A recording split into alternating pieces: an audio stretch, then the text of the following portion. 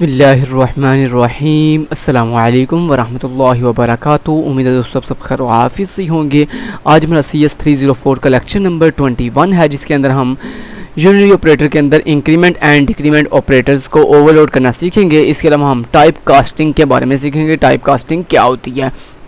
दोस्तों इंक्रीमेंट और decrement operator जैसा कि आप जानते हैं कि हमारे पास एक प्लस प्लस ऑपरेटर होता है और एक माइनस माइनस। अब छोटे से प्रोग्राम में समझाता हूँ। मान लें आपके पास एक वेरिएबल है इंट आई के नाम से, जिसके पास जो वैल्यू है वो 10 है आपके पास। अब जब दोस्तों आप इस तरह से लिखते हो, आप लिखते हो सी आउट और आप कुछ इस तरह से आप कुछ इस तरह से करते हो, आप कहते हो आई प्लस प्लस, ठीक है, या फिर आप कहते हो प्लस प्लस आई। तो इससे क्या होता है बेसिकली कि आपकी आई की करंट जो वैल्यू होती है उसमें एक वैल्यू का एक डिजिट का इंक्रीमेंट हो जाता है। यानी अगर फर्स्ट करें आपकी करंट वैल्यू 10 है तो 10 से 11 हो जाएगी, उसके बाद करंट वैल्यू 11 है तो 11 के बाद 12 हो जाएगी, ठीक है।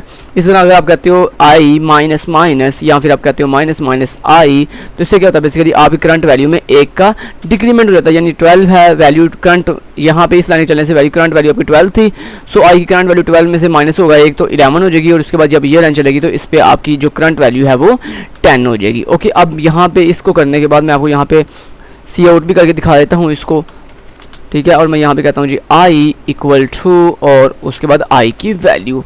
सो इसी चीज़ को मैं डुप्लीकेट कर लेता हूँ और यहाँ से कॉपी किया और उसके बाद मैंने यहाँ पे पेस्ट कर दिया। फिर मैंने यहाँ पे इस जगह पे आया और यहाँ पे पेस्ट कर दिया। फिर मैं यहाँ पे आके यहाँ पे पेस्ट कर दिया।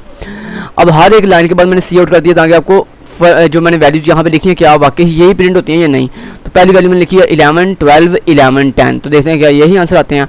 कंपाइल एंड रन करते हैं और ये देखें दोस्तों 11 12 11 10। Oh wow.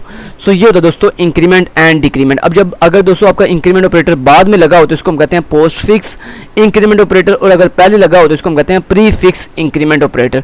अगर आपका ये माइनस माइनस बाद में लगा हो तो इसको हम कहते हैं पोस्ट फिक्स डिक्रीमेंट ऑपरेटर, और अगर पहले लगा हो तो इसको हम कहते हैं प्री फिक्स डिक्रीमेंट ऑपरेटर। यानी अगर पहले है, अगर प्लस प्लस पहले हो या माइनस माइनस पहले हो तो इसको हम कहते हैं प्री फिक्स। कौन सा कहते हैं? प्री, यानी प्री कहते हैं पहले, तो प्री फिक्स इंक्रीमेंट और डिक्रीमेंट ऑपरेटर, और अगर बाद में लगा हो तो उसको हम कहते हैं post fix. So post fix increment और डिक्रीमेंट ऑपरेटर। सो इसका आपको अच्छे से नॉलेज तो हो ही गया। अब चलें बढ़ते हैं आगे और देखते हैं कि इनको हम ओवरलोड कैसे करते हैं। सो यहाँ पे दोस्तों सर ने जो हमें कहा हुआ है, सर कह रहे हैं कि आपने प्लस प्लस और माइनस माइनस को ओवरलोड करके दिखाना है। अब यहाँ पे सबसे पहले मैं आपको करके दिखाने लगा हूँ जनाब, यहाँ पे prefix increment and decrement operator overloading. Okay, so मैं आपको प्रीफिक्स पहले करवाने लगा। प्रीफिक्स में कौन कौन से आते हैं? प्रीफिक्स में आपका आता है जनाब एक प्लस प्लस आई और एक माइनस माइनस आई। यानी अगर वेरिएबल के शुरू पे प्लस प्लस लगा हो या माइनस माइनस लगा हो तो हम कहते हैं प्रीफिक्स इंक्रीमेंट और डिक्रीमेंट ऑपरेटर। Okay done. अब चलते हैं नेक्स्ट। तो इसको प्रैक्टिस करने के लिए यहाँ पे हम एक क्लास बना लेते हैं, और इस क्लास के अंदर मैं क्या करता हूँ, इस क्लास का नाम बना लेता हूँ टेस्ट। सो टेस्ट और टेस्ट क्लास के लास्ट पे सेमीकोलन। अब इसके अंदर मैं एक प्राइवेट एक्सेस स्पेसिफायर के साथ मैं एक वेरिएबल क्रिएट कर लेता हूँ इंट ए के नाम से। Okay so done. उसके बाद मैं पब्लिक एक्सेस स्पेसिफायर बनाता हूँ, और पब्लिक एक्सेस स्पेसिफायर के अंदर मैं क्या करने लगा हूँ, सो यहाँ पे मैं जनाब एक टेस्ट नाम का जो है वो बना लेता हूँ एक कंस्ट्रक्टर। सो टेस्ट क्लास का मैंने एक कंस्ट्रक्टर बना लिया, और इस कंस्ट्रक्टर के अंदर मैं क्या करता हूँ जनाब, अपने जो ए वेरिएबल है उसकी वैल्यू को मैं सेट कर देता हूँ, क्या भला, उसकी वैल्यू को मैं सेट कर देता हूँ 0। ओके, एक मैंने ये ऑपरेटर बना लिया, यानी एक डिफ़ॉल्ट कंस्ट्रक्टर बना लिया। उसके बाद मैं एक पैरामीटराइज कंस्ट्रक्टर बनाता हूँ टेस्ट के नाम से, जिसके अंदर मैं इंट ए नाम का नीचे से एज ए आर्गूमेंट वैल्यू लूँगा, और उसको मैं किस में रख दूँगा, उसको मैं रख दूँगा जनाब दिस। अब दिस का तो आपको बखूबी पता है मैं क्यों यूज़ करता हूँ, तो इसको बार बार बताने की ज़रूरत नहीं है। तो this A equal to A. Okay, पीछे अपनी तमाम वीडियोज़ के अंदर मैंने ये चीज़ डिफाइन की हुई है। उसके बाद हमने करना है ऑपरेटर ओवरलोडिंग। कौन सा ऑपरेटर? इंक्रीमेंट ऑपरेटर पहले करते हैं। तो उसके लिए आप क्या लिखोगे, उसके लिए आप लिखोगे कि अगर आपने कुछ रिटर्न करना तो रिटर्न टाइप आप लिखोगे। तो मैंने पूरा का पूरा ऑब्जेक्ट रिटर्न करना है, सो मैंने टेस्ट क्लास लिखी, और उसके बाद आपने क्या किया, उसके बाद हमने लिखा ऑपरेटर। सो ऑपरेटर के बाद कौन सा ऑपरेटर ओवरलोड करना है? Plus plus. So plus plus के अंदर आपने ऑपरेटर ओवरलोड करने के लिए ये कर लिया। अब यहाँ पे आपने क्या किया, आपने कहा बेसिकली जो ऑब्जेक्ट इसको कॉल करेगा ना, इस मेथड को ऑपरेटर ओवरलोडिंग वाले इंक्रीमेंट ऑपरेटर ओवरलोडिंग वाले मेथड को कॉल करेगा, वो अपनी वैल्यू एक नया हम यहाँ पे एक ऑब्जेक्ट टेस्ट बनाते हैं ओबीजे नाम से ऑब्जेक्ट, और ये ओबीजे नाम के ऑब्जेक्ट के अंदर जो ए है उसकी वैल्यू को किसकी वैल्यू देनी है हमने, प्लस प्लस ए, क्योंकि आप प्रीफिक्स यूज़ कर रहे हो तो दोस्तों आप प्लस प्लस पहले लगाओगे, तो प्रीफिक्स का मतलब यही होता है कि प्लस प्लस पहले आपने लगाना है। ओके, लगा लिया। उसके बाद इसी तरह हमने चूँकि प्रीफिक्स डिक्रीमेंट भी यूज़ करना है, तो सेम यही मेथड बनेगा, सिर्फ फ़र्क इतना होगा कि उसमें डिक्रीमेंट यूज़ होगा, यानी माइनस माइनस यूज़ होगा। सो यहाँ पे इसी को डुप्लीकेट कर लेते हैं और उसके बाद यहाँ पे क्या करते हैं जनाब, यहाँ पे हम माइनस माइनस कर लेते हैं। ओके, माइनस माइनस कर दिया। अब यहाँ पे भी आप क्या करोगे, डिक्रीमेंट यूज़ करोगे, तो माइनस माइनस प्रीफिक्स, ये होता है आपका प्रीफिक्स डिक्रीमेंट ऑपरेटर। सो जिस ऑब्जेक्ट ने इसको कॉल किया उस ऑब्जेक्ट के अंदर जो ए की करंट वैल्यू होगी ना, वो वैल्यू में एक का डिक्रीमेंट होगा, और डिक्रीमेंट होने के बाद वो किसको दे देगा, इस ओबीजे नाम के वेरिएबल के अंदर जो ए वेरिएबल है उसको, और देन हम उसके बाद क्या करेंगे, रिटर्न कर देंगे अपना ये ओबीजे वाला वेरिएबल, सॉरी ऑब्जेक्ट वेरिएबल नहीं ऑब्जेक्ट। और इसी तरह हम यहाँ पे भी करेंगे, हमने यहाँ पे कह दिया रिटर्न ओबीजे। सो अगर सर सिर्फ कहते हैं कि आपने प्रीफिक्स इंक्रीमेंट ऑपरेटर ओवरलोड करना, सिर्फ आपने ये वाला फंक्शन लिखना, ठीक है, और फिर ये नहीं लिखना आपने ये वाला, क्योंकि ये प्रीफिक्स डिक्रीमेंट ऑपरेटर के लिए है। और अगर सर कहते हैं प्रीफिक्स डिक्रीमेंट करो तो फिर आपने ये वाला करना है, ऊपर वाला नहीं करना। तो मैं ऊपर हेडिंग चल दे देता हूँ आपकी आसानी के लिए। तो ये मैंने जनाब किया प्रीफिक्स इंक्रीमेंट ऑपरेटर के लिए है, ऑपरेटर ओवरलोडिंग है, ठीक है जी। और ये कौन सा है, ये अल्लाह का भला करे प्रीफिक्स डिक्रीमेंट ऑपरेटर ओवरलोडिंग है, ऑपरेटर है, ठीक है जी, ये उसके लिए। उसके बाद वैल्यू दोस्तों ए की जो वैल्यू है, ये जो आपने स्क्रीन पे डिस्प्ले करनी है ए की वैल्यू, उसको डिस्प्ले करने के लिए हम यहाँ पे एक डिस्प्ले नाम फंक्शन बना लेते हैं। मैंने कहा वाइट और मैंने कह दिया डिस्प्ले। सो उस डिस्प्ले फंक्शन के अंदर मैंने क्या किया, मैंने कहा सी आउट, और उसके बाद बैकस्लैशन मैंने कहा ए और देन ए की वैल्यू, ठीक है। तो ये एक वैल्यू स्क्रीन पे डिस्प्ले होगी। ओके, अब आपने क्या करना है, अब आपने बनाने हैं ऑब्जेक्ट। तो यहाँ मैंने टेस्ट क्लास का एक ऑब्जेक्ट बना लिया T1 नाम से, जिसको मैंने यहाँ पे वैल्यू भिजवा दी 10, ठीक है। अब दोस्तों T1 जो है उसके बेसिकली क्या हुआ, T1 जब कॉल होगा तो T1 ने 10 किसको भिजवाया, अपने बेसिकली इस पैरामीटर्स कंस्ट्रक्टर को 10 मिलेगा इस ए के अंदर, और वो ए अपना 10 किसको दे देगा, अपने इस ये जो डाटा मेंबर है ए मेरी टेस्ट क्लास का, इसको 10 मिल जाएगा। तो बेसिकली ए में क्या आ गया, 10 आ गया। इतनी समझ आ गई। ओके, देन फिर आपने क्या किया, आपने कहा test T2 equal to T1, sorry increment operator आप यूज़ करोगे तो प्लस प्लस T1। बेसिकली इससे क्या होगा, इससे दोस्तों बेसिकली ये होगा कि आपने कहा जो मेरा प्लस प्लस इंक्रीमेंट ऑपरेटर है उसको ओवरलोड करो, तो बेसिकली ये फंक्शन चल जाएगा, और आपने उसको क्या भिजवाया T1। तो बेसिकली T1 कॉल कर रहा है जनाब आपके इस इंक्रीमेंट ऑपरेटर को। तो जब T1 ने कॉल किया तो बेसिकली T1 के ए वेरिएबल में क्या पड़ा हुआ था, 10, क्योंकि जो अभी आपने भिजवाया था यहाँ से 10, ठीक है, वो 10 पड़ा हुआ है ए के अंदर। सो वो 10 जो है इस इंक्रीमेंट होने से क्या हो जाएगा 11, क्योंकि प्रीफिक्स का मतलब होता है दोस्तों पहले। अच्छा, प्रीफिक्स में और पोस्टफिक्स में फ़र्क ये होता है कि प्रीफिक्स वैल्यू को पहले इंक्रीमेंट करता है, बाद में किसी दूसरे वेरिएबल को देता है, लेकिन जो पोस्टफिक्स होता है ना, ये पहले किसी दूसरे वेरिएबल को अपनी वैल्यू दे देता है, बाद में अपने आप को इंक्रीमेंट करता है। ओके, सो यहाँ भी क्या करेगा, ये अपने आप को पहले इंक्रीमेंट करेगा, 10 से 11 हो जाएगा। 11 होने के बाद ये ओबीजे जो ऑब्जेक्ट है उसके ए वेरिएबल को 11 मिल जाएगा। देन उसके बाद ओबीजे अपनी वैल्यू जो रिटर्न करेगा ए की 11, वो किसको मिल जाएगी, इस T2 को। सो मैं T2 की वैल्यू स्क्रीन पे डिस्प्ले करने के लिए मैं कहूँगा T2 डॉट डिस्प्ले। तो ये क्या करेगा, बेसिकली T2 का डॉट डिस्प्ले वाला फंक्शन जब चलेगा तो वो उसके T2 के अंदर जो ए की वैल्यू पड़ी हुई है 11, वो स्क्रीन पे डिस्प्ले हो जाएगी। समझ आ गई। अच्छा जी, उसके बाद मैंने फिर क्या किया, फिर मैंने ये किया जनाब, मैंने कहा T1 equal to minus minus T2।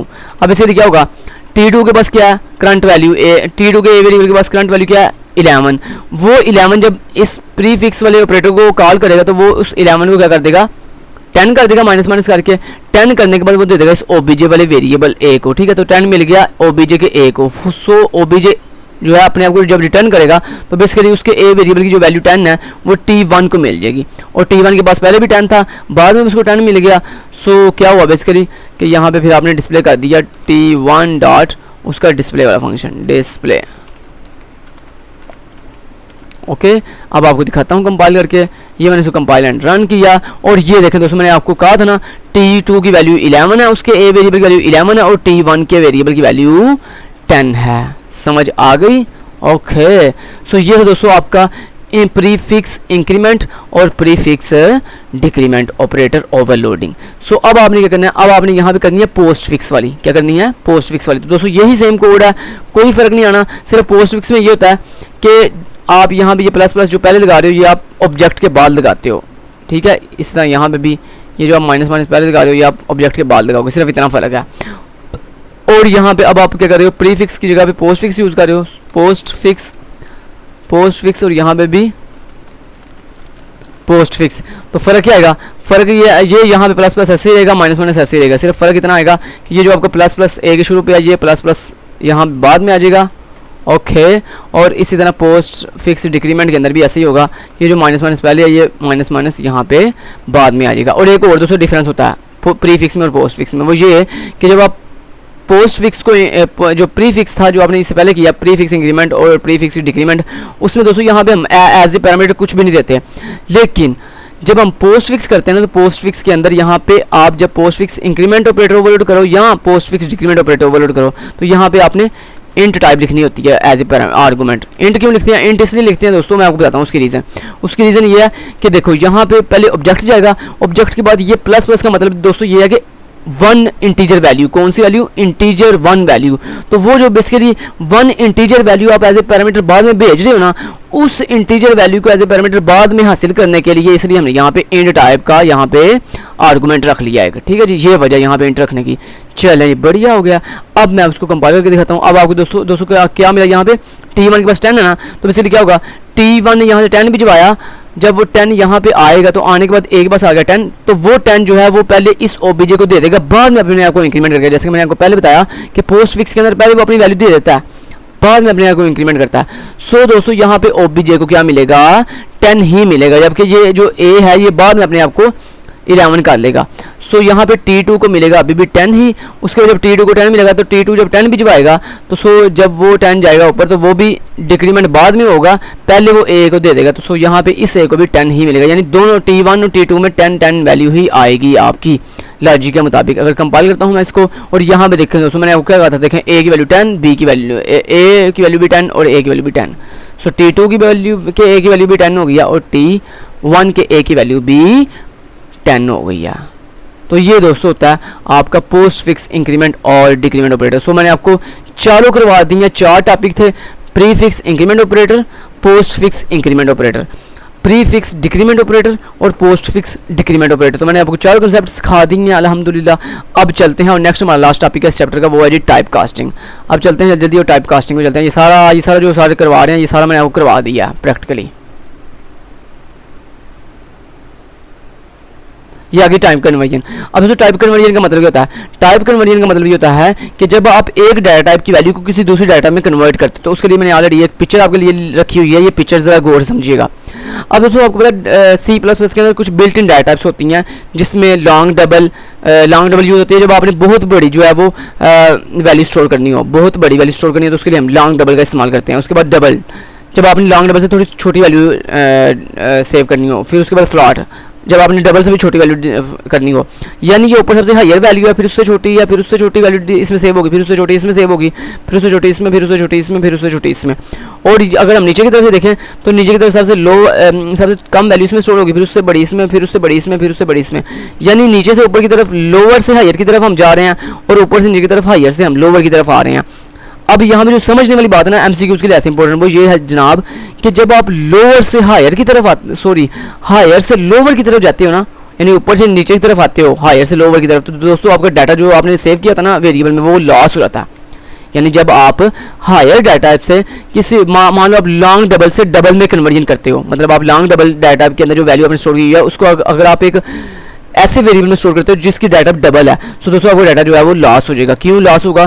क्योंकि लॉन्ग डबल में ज़्यादा डाटा स्टोर होता है जबकि डबल में थोड़ा डाटा स्टोर होता है। सो जो वो जितना डबल में स्टोर होगा वो स्टोर होगा डबल के अंदर, यानी डबल की जितनी कैपेसिटी होगी उतना स्टोर हो जाएगा, जो बाकी एक्स्ट्रा बचेगा वो सारा ज़ाया हो जाएगा। तो इसलिए जब आप हायर डाटा टाइप से लोअर डाटा में वैल्यू चेंज करते हो ना, डाटा में वैल्यू चेंज करते हो तो जनाब आपका डाटा लॉस हो जाता है। लेकिन जब आप लोअर से हायर में डाटा चेंज करते हो तो आपका डाटा लॉस नहीं होता। तो ये बात आपने हमेशा पल्ले बांध लेनी है कि बड़ी चीज़ से छोटी चीज़ की तरफ जाएं तो हमारा डाटा लॉस हो जाता है। लेकिन अगर छोटी चीज़ से बड़ी की तरफ जाएँ तो फिर हमारा डाटा लॉस नहीं होता। अब टाइप कास्टिंग करते कैसे हैं वो आपको सिखा देता हूँ। अब यहाँ भी ये सारी चीज़ मैं रिमूव कर देता हूँ, ठीक है जी। सो चलें यहाँ पे करने की ज़रूरत नहीं है, इसको यहाँ भी करके दिखा देता हूँ आपको। सो यहाँ भी मैं करके दिखा देता हूँ आपको। तो यहाँ मैंने कहा जी जनाब देखो, पहले मैं आपको छोटी वैल्यू से बड़ी वैल्यू की तरफ जाकर दिखाता हूँ। और ये दोस्तों ऑटो तरीके से खुद ब खुद कंपाइलर आपको कन्वर्जन कर देता है। सो मान लो आपके पास एक इंट वेरिएबल है जिसका वेरिएबल है आई नाम से, जिसके अंदर वैल्यू आपने रखी हुई है 10। उसके बाद आपने एक बड़ी डाटा का वेरिएबल बनाया फ्लॉट चूँकि इंट से बड़ी डाटा होती है, फ्लॉट जे इक्वल टू आई, यानी आप कह रहे हो जो आई इंट टाइप का वेरिएबल है उसकी वैल्यू उठा के जे जो कि बड़ी डाटा का वेरिएबल है उसमें रख दो, तो ये रख देगा। और उसके बाद अगर मैं इसको स्क्रीन पे आपको डिस्प्ले करके दिखाऊँ तो कोई डाटा लॉस नहीं होगा आपका। सो यहाँ मैं आपको दिखा देता हूँ, मैं कहता हूँ जी I equal to and then I, और उसके बाद सी आउट, और फिर उसके बाद बैकस्लैश मैंने कहा जे इक्वल टू देन आपके जे वेरिएबल की वैल्यू। ओके, सो कवर। अब कंपाइल करता हूँ और ये देखें दोस्तों, उसने आपके इंटीजर डाटा के वेरिएबल की वैल्यू को उठाकर फ्लोटिंग डाटा में कन्वर्ट कर दिया। देखें आई की वैल्यू को जे को भी दे दिया। सो इस तरह दोस्तों, तो आपने ये बेसिकली कौन सी कन्वर्जन किया, लोअर से हायर की तरफ कन्वर्जन की है, यानी छोटी डाटा से बड़ी डाटा की तरफ किया, तो इसमें डाटा लॉस नहीं होता। लेकिन अगर दोस्तों आप ऐसे करो, मतलब आपके पास बड़ी डाटा है फ्लॉट और उसके अंदर वैल्यू पड़ी हुई है 10.5, मान लो आपके पास पड़ी हुई है 10.5, और यहाँ पे जे जो है इसकी डाटा इंट है, छोटी डाटा है। तो आप देखिएगा यहाँ पे बताया होगा जब ये बड़ी डाटा की वैल्यू आप इस छोटी डाटा की वैल्यू में चेंज करोगे ना तो क्या होगा पता, ये 10.5 है ना, तो जब ये चेंज होगा ना तो ये 10 बन जाएगा। तो आपने गौर करना ज़रा यहाँ पे, तो आई की वैल्यू यहाँ पे 10.5 होगी जबकि जे की वैल्यू 10 होगी। यानी चूँकि डाटा मैंने आपको बताया था पहले कि बड़ी डाटा की वैल्यू जब छोटी में कन्वर्ट करते हैं तो उसका डाटा का क्या हो जाता है, लॉस हो जाता है। तो कंपाइल एंड रन किया और ये देखें दोस्तों लॉस हो गया। देखिए 10.5 था, उसमें से 5 जो है वो उसने लॉस हो गया हमारे डाटा का, यानी 5 जो है उसमें इंटीजर में स्टोर नहीं हो सकता, इसलिए उसने 5.5 को जो है वो निगलेक्ट कर दिया। सो इसलिए बड़ी से छोटी की तरफ जाते हुए हमारा डाटा जो है वो लॉस हो जाता है। तो ये आपको मैंने पिक्चर भी दिखा दिया, इसका पिक्चर का स्क्रीनशॉट आप ले सकते हैं, वीडियो के अंदर ही आप इसका स्क्रीनशॉट ले लें, आपको समझ आ जाएगी कि बड़ी से छोटी की तरफ जाएँ तो डाटा लॉस हो जाता है, छोटी से बड़ी की तरफ जाएँ तो डाटा लॉस नहीं होता। Okay done. चलें जी, नेक्स्ट हमारे पास आता है जी, कहता है जी यूजर डिफाइंड डाटा और बिल्ट इन डाटा कौन से होते हैं। तो दोस्तों बिल्ट इन डाटा ये वाली होती है जो आपके सामने पिक्चर नजर आ रही है ना, बिल्ट इन डाटा ये होती है long, double, float, long, int, short, char, ये बिल्ट इन डाटा है। बिल्ट इन डाटा कौन सी होती हैं, ऐसी डाटा जो हम नहीं बनाते बल्कि पहले से साइंटिस्ट ने बनाई हुई हैं। तो दोस्तों ये होती हैं बिल्ट इन डाटा। अब यूजर डिफाइंड डाटा कौन सी होती हैं, वो डाटा जो यूजर खुद बनाता है। जैसे देखो ये आपने क्लास खुद बनाई है ना, ये टेस्ट नाम की क्लास खुद बनाई है, तो ये जो आपने टेस्ट नाम की क्लास बनाई है ना, ये टेस्ट क्या है, ये यूजर डिफाइंड डाटा टाइप है। इस तरह आप स्ट्रक्चर खुद बनाते हो, स्ट्रक्चर का जो नाम होता है वो क्या होती है, आपकी यूजर डिफाइंड डाटा टाइप होती है। तो यानी जब भी आप अपने C++ के अंदर कोई भी क्लास क्रिएट करते हो या कोई भी स्ट्रक्चर बनाते हो तो उस क्लास का जो नेम होता है या उस स्ट्रक्चर का जो नेम होता है वो बेसिकली आपकी यूजर डिफाइंड डाटा टाइप होती है। कंफर्म। ओके जी done. Thank you so much. Till then guys take care. अल्लाह हाफिज़।